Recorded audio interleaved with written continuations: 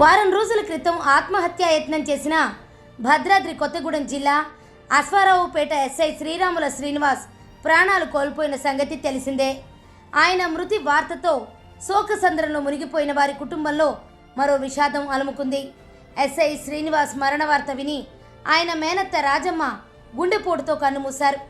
నర్సంపేట నియోజకవర్గం దుగ్గొండి మండలం నాచినపల్లి గ్రామానికి చెందిన మేనత్త రాజమ్మ శ్రీనివాస్ మృతి వార్త తెలియగానే కుప్పకూలిపోయింది. ఇంట్లోనే గుండెపోటుతో కన్నుమూసింది. ఆమె భౌతిక కాయాన్ని సందర్శించిన నర్సంపేట మాజీ ఎమ్మెల్యే పెద్ది సుదర్శన్ రెడ్డి నివాళులర్పించారు.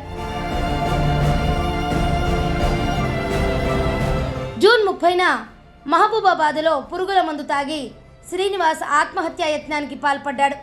ఆ రోజు నుంచి హైదరాబాద్ యశోదా హాస్పిటల్లో చికిత్స పొందుతోన్న ఆయన ఆదివారం తెల్లవారుజామున ప్రాణాలు కోల్పోయాడు.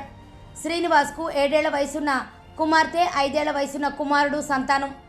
శ్రీనివాస్ మృతితో కుటుంబంలో తీవ్ర విషాదం అలుముకుంది. తన భర్త మరణానికి ఉన్నతాధికారుల వేధింపులే కారణమని అతడి భార్య కృష్ణవేణి తీవ్ర ఆరోపణలు చేశారు.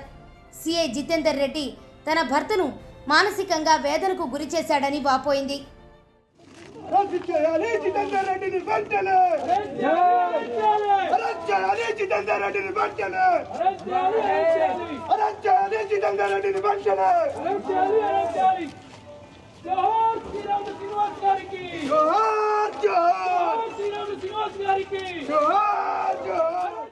స్టేషన్ విధుల విషయంలో ఇబ్బందులు పెట్టడమే కాకుండా తక్కువ కులం అంటూ తమను కులం పేరుతో దూషించాడని వాపోయింది.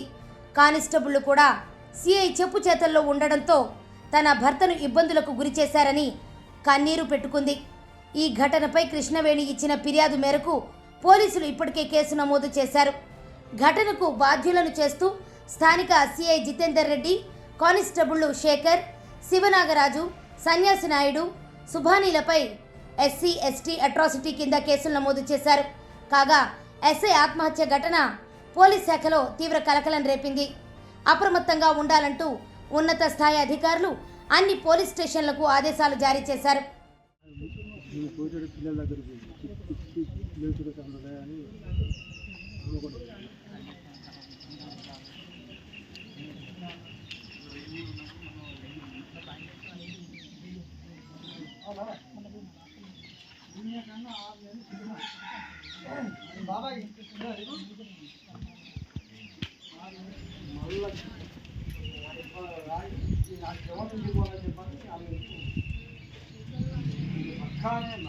అక్కడనే మన ఆలోచన వచ్చింది.